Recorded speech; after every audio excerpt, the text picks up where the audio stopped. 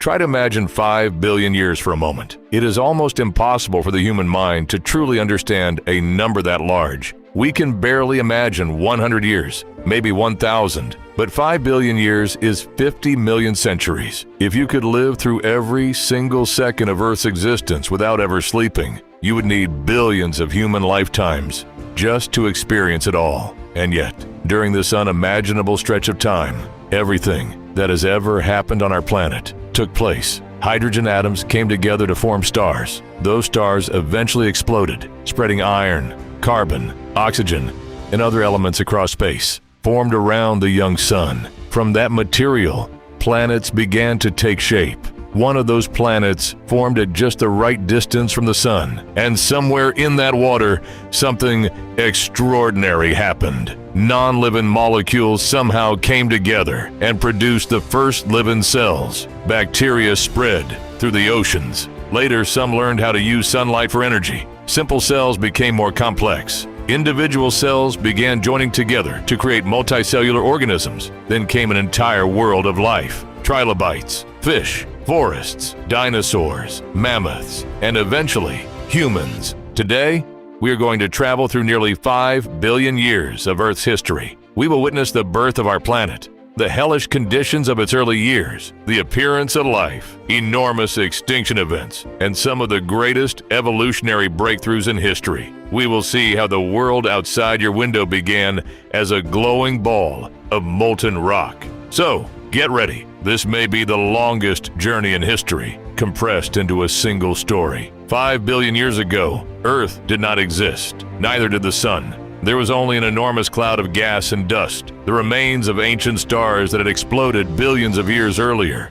Gravity slowly pulled this cloud together. As it collapsed, it began spinning faster. More and more matter gathered at its center. Temperature and pressure increased. Around 4.6 billion years ago, nuclear fusion began in the center. The sun was born. Around it remained a spinning disk of dust and gas. Tiny particles inside that disk collided and stuck together. Dust grains became pebbles. Pebbles became rocks. Rocks became enormous bodies the size of houses, cities, and eventually mountains. These objects are called planetesimals. They smashed into each other constantly. Some broke apart. Others joined together. The largest became powerful gravitational objects that pulled in almost everything around them. Over tens of millions of years, planets formed from the material surrounding the sun. And one of them, the third planet from the sun, became our home. But young Earth looked nothing like the planet we know today. Around 4.5 billion years ago, Earth was a glowing ball of molten rock. Scientists call this period the Hadean Eon, named after Hades, the ancient Greek underworld. The name fits. Earth was basically hell. Much of the surface was covered in molten rock, with temperatures reaching more than 1,000 degrees. The sky contained a thick atmosphere of carbon dioxide, water vapor, nitrogen, methane, and other gases. There was almost no free oxygen. There was no protective ozone layer. Powerful ultraviolet radiation from the sun reached the surface. Asteroids and comets were still crashing into Earth with incredible force. The young planet was constantly growing by absorbing material around it. Then something happened that changed Earth's future forever. The young Earth collided with another planetary body roughly the size of Mars. Scientists call this object Theia. The collision was not straight on. Theia hit Earth at an angle. Part of Theia merged with our planet, while enormous amounts of material from both bodies were blasted into orbit. Over time, that debris came together, and from it, the moon was born. Earth now had the companion that still travels with us today. Over the next hundreds of millions of years, the planet slowly cooled. The outer layer of molten rock hardened and formed an early crust. Volcanoes released gases and water vapor, helping build a thick atmosphere. As Earth continued cooling, water vapor condensed into clouds. Eventually, rain began, and it may have continued again and again for an incredibly long time. At first, rain falling onto the hot surface simply evaporated and returned to the atmosphere. But Earth gradually became cool enough for liquid water to remain. Water began collecting in low areas. The first oceans formed. They were hot, chemically harsh, and completely different from today's seas. At first, they contained no plants, fish, whales, or anything else we would recognize. But those ancient oceans would become the stage for one of the most remarkable events in the history of the universe, the appearance of life. Scientists still debate exactly when life began. Some of the oldest widely accepted evidence is around 3.5 billion years old, while other possible evidence may be even older. That means life appeared relatively soon after Earth became stable enough to support it. The earliest organisms were extremely simple. They were single-celled organisms called prokaryotes. They had no nucleus. They were similar in some ways to modern bacteria and archaea. They lived in oceans, around hydrothermal vents, and in extreme environments. Many did not depend on sunlight. Instead, they gained energy from chemical reactions involving substances like sulfur, iron, methane, and other compounds. This was a completely different Earth. No green forests, no blue sky like today. Very little oxygen. Just simple organisms surviving in ancient oceans beneath a strange atmosphere. Then, around 2.4 billion years ago, something revolutionary happened. Certain bacteria called cyanobacteria developed a powerful new way of getting energy. They learned to use sunlight. Through photosynthesis, they used light to process water and other substances, releasing oxygen as a byproduct. It was like nature had invented its first solar-powered energy system, and the consequences changed Earth forever. At first, much of that oxygen never reached the atmosphere. It reacted with iron dissolved in the oceans. The iron oxidized, basically rusted, and settled onto the sea floor. Over enormous periods of time, this created thick layers of iron-rich rock. Many major iron deposits mined today are connected to this ancient process. In a very real sense, some of the iron used by modern civilization exists because tiny organisms released oxygen billions of years ago. Eventually, much of the easily reactive iron in the oceans had been affected. Oxygen then began building up in the atmosphere. For many organisms alive at the time, this was a disaster. Oxygen is chemically reactive. Many early organisms had evolved in an oxygen-free world, so oxygen was toxic to them. This enormous planetary change is known as the Great Oxidation Event. Many organisms disappeared, while others survived in environments where oxygen could not easily reach them. But the same gas that killed many ancient organisms also opened the door to a new type of life. Organisms that learned to use oxygen could extract far more energy from food. More energy made greater biological complexity possible. Around 2 billion years ago, another extraordinary event occurred. One cell absorbed another cell. Normally, the smaller cell might have been digested, but this time, something different happened. The two remained together. The smaller organism eventually became what we now call the mitochondrion, the tiny energy-producing structure found inside complex cells. This partnership helped create the eukaryotic cell. Eukaryotic cells contain a nucleus and specialized internal structures. They are far more complex than simple prokaryotic cells. Every animal, plant, fungus, and human being is made from this kind of cell. In that sense, every person alive today carries the legacy of an ancient partnership between different organisms. Then came a very long period of Earth's history. For hundreds of millions of years, dramatic changes were relatively slow. Oceans contained large numbers of microscopic eukaryotic organisms. Land remained mostly empty. There were no forests, no animals walking across continents. The continents themselves continued moving. They joined together into enormous supercontinents and later broke apart again. Among the ancient supercontinents were Columbia and later Rodinia. Rodinia formed roughly 1 billion years ago and eventually began breaking apart. That breakup may have helped set the stage for another extreme chapter in Earth's history. Around 700 million years ago, Earth's climate became incredibly cold. The planet entered severe ice ages. According to the Snowball Earth hypothesis, ice may have reached very close to the equator. Huge parts of the oceans became covered by ice. Earth may have looked like a giant white frozen ball moving through space. Ice reflects sunlight, so the more ice that formed, the more sunlight was reflected back into space. that helped keep the planet cold. Scientists still debate exactly how completely Earth froze, but geological evidence clearly shows that the planet experienced extremely severe glaciation. Scientists have even found ancient glacial deposits in rocks that were located near the equator at the time. So how did life survive? Probably in small areas where liquid water remained available, perhaps around volcanic regions, hydrothermal vents, cracks in sea ice, or other protected environments. Whatever happened, life survived. And when the planet eventually warmed again, evolution entered another remarkable phase.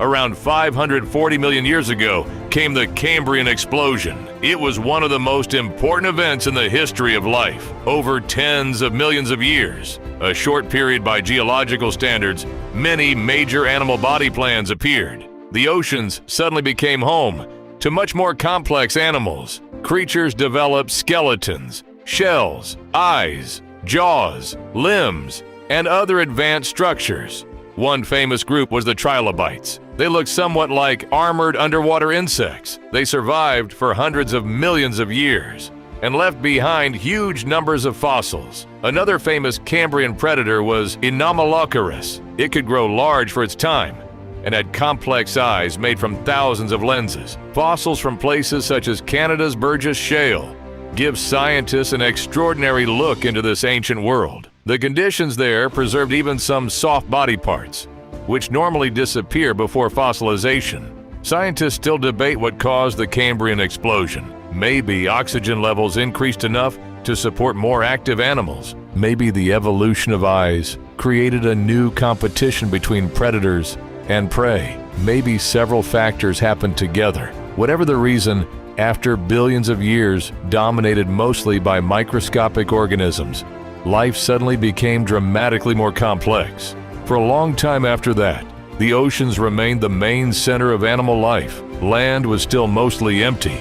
Then plants began moving onto land. At first, they were small and simple. Over time, they became more complex. Moss-like plants were followed by larger vascular plants, ferns, horsetails, and other early plant groups. Eventually, forests appeared. Insects also moved onto land. Then came one of the most important transitions in vertebrate evolution. Certain fish developed adaptations that allowed them to survive in shallow water and occasionally move onto land. One famous transitional animal was Tiktaalik, which lived around 375 million years ago. It still looked like a fish, but it had features that were surprisingly similar to land animals. It had a neck, strong fin bones, structures similar to wrists, and early limb joints. It represents one stage in the long evolutionary transition from fish to four-legged vertebrates. Eventually came amphibians, later came reptiles. Earth's land ecosystems continued growing more complex. Around 300 million years ago, during the Carboniferous period, huge swamp forests covered parts of the planet. Over millions of years, buried plant material from these ancient ecosystems eventually contributed to many coal deposits we use today. The Carboniferous was also famous for giant arthropods. Some dragonfly-like insects had wingspans of around 70 centimeters. Some giant millipede relatives grew more than 2 meters long. One major reason they could grow so large was the high oxygen level in Earth's atmosphere at the time. Then, around 252 million years ago, Earth experienced the most devastating known mass extinction in its history, the Permian-Triassic extinction. It is often called the Great Dying. Scientists are still studying its exact causes, but enormous volcanic eruptions in what is now Siberia likely played a major role. These eruptions continued over a very long period and released enormous amounts of gases into the atmosphere. The climate warmed. Oceans became more acidic. Oxygen levels in some marine environments fell. Ecosystems collapsed. An enormous percentage of marine species disappeared.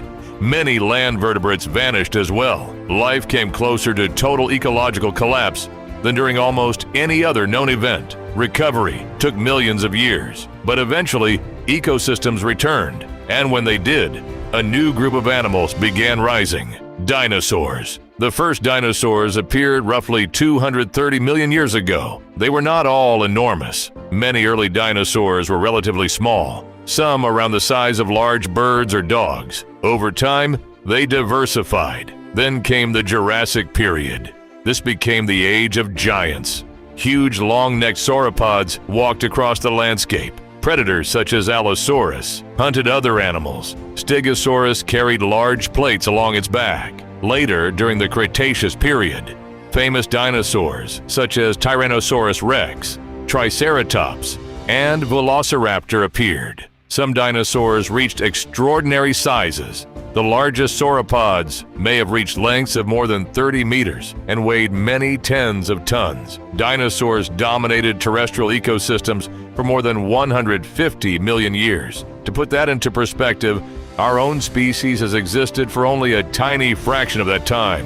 But one important detail is often misunderstood. Not every large prehistoric flying or swimming reptile was actually a dinosaur. Pterosaurs ruled the skies alongside dinosaurs. Marine reptiles such as mosasaurs dominated parts of the oceans. Dinosaurs themselves occupied land ecosystems in many different forms. Some ate plants, some ate meat, some were enormous, others were tiny. Then, 66 million years ago, everything changed. An asteroid roughly 10 kilometers wide struck Earth near what is now the Yucatan Peninsula in Mexico. The impact released unimaginable energy. Huge amounts of dust, gases, and debris entered the atmosphere. Wildfires spread. Sunlight was blocked. Food chains collapsed. At roughly the same geological period, enormous volcanic eruptions were also taking place in India, forming the Deccan Traps. The asteroid impact was the major trigger associated with the end Cretaceous mass extinction. Around 3/4 of Earth's species disappeared. Non-avian dinosaurs vanished, but some small animals survived. Among them were mammals. Many early mammals were small, furry creatures that could hide in burrows and survive on insects, seeds, and other food sources. Once the largest dinosaurs disappeared, enormous ecological opportunities opened. Mammals began expanding into them.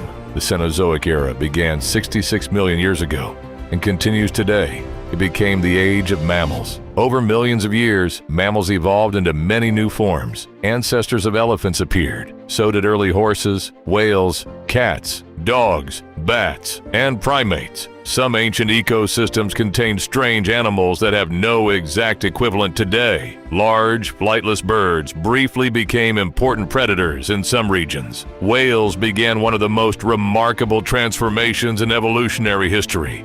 Their ancestors were land mammals. Over millions of years, some of these animals adapted more and more to life in water.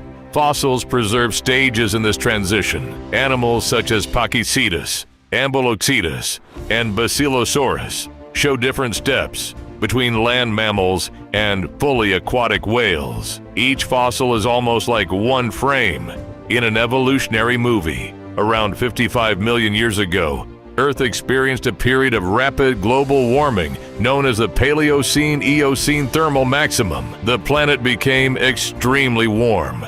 Even high northern regions supported much warmer ecosystems than today. Later, Earth's climate gradually cooled. Around 34 million years ago, a large ice sheet developed over Antarctica. Much later, large ice sheets repeatedly expanded across parts of the northern hemisphere during ice ages. While the climate changed, our own evolutionary story was beginning. Early primates appeared tens of millions of years ago. They were small, tree-dwelling animals. Over time, different primate groups evolved. Early monkeys appeared. Later came apes. Eventually, the evolutionary line leading to humans separated from the line leading to modern chimpanzees. This happened millions of years ago in Africa. Our ancestors gradually adapted to changing environments. Some moved between forests, woodlands, and more open landscapes.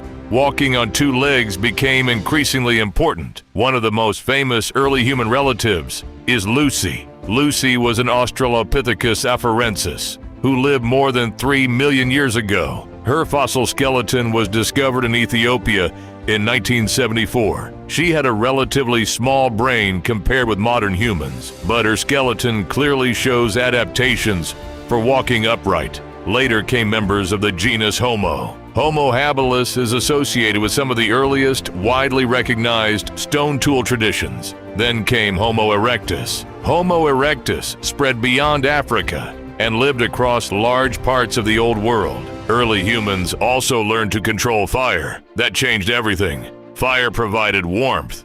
It kept predators away. It provided light, and cooking made many foods easier to digest. Hundreds of thousands of years ago, our own species appeared in Africa, Homo sapiens. In geological terms, we arrived almost yesterday. Imagine compressing Earth's entire history into one calendar year. Humans would appear only near the very end of December 31st. All of recorded civilization would occupy only the final moments. Our ancestors eventually spread out of Africa and across the planet. They encountered other human groups, including Neanderthals and Denisovans, and we did not simply replace them without interaction. Genetic evidence shows that some populations interbred. Their DNA still survives in many people today. Eventually, Homo sapiens became the only surviving human species. Then, around 10,000 years ago, agriculture transformed human civilization. Instead of relying only on hunting and gathering,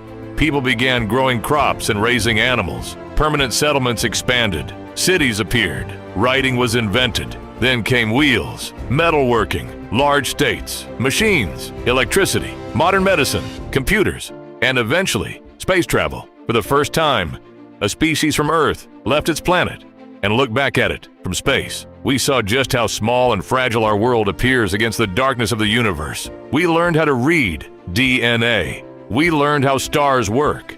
We learned the age of our planet. And we also became powerful enough to change Earth's environment on a planetary scale. Over only a few centuries of industrial civilization, humans have released enormous amounts of greenhouse gases into the atmosphere.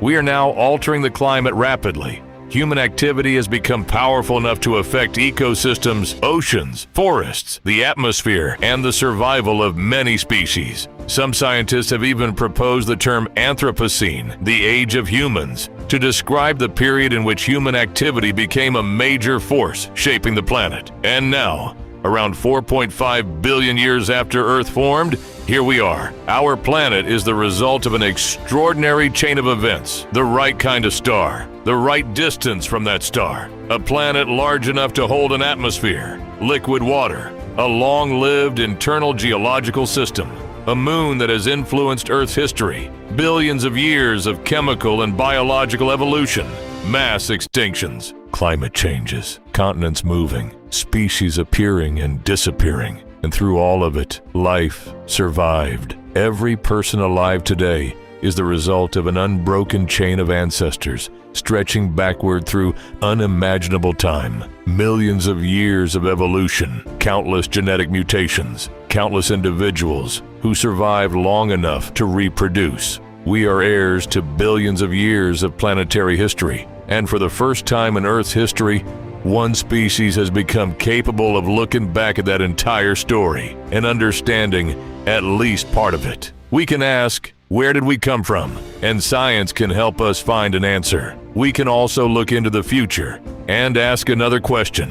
What happens next? Because Earth's story is not finished. It is happening right now. Every morning when you open your eyes, the world around you is another page in a story that began more than 4 billion years ago. And the next part of that story will be influenced by what we do. Earth does not need humans in order to exist. It survived for billions of years before us. And our planet will continue changing long after we are gone. But if we want humanity to remain part of this story, we need to understand our place in it. We are not separate from nature. We are part of it, a very recent branch on an ancient tree of life, perhaps one of the most intelligent branches ever produced, but also one of the most vulnerable. 5 billion years of cosmic, geological, and biological history eventually led to a species capable of understanding the universe that created it.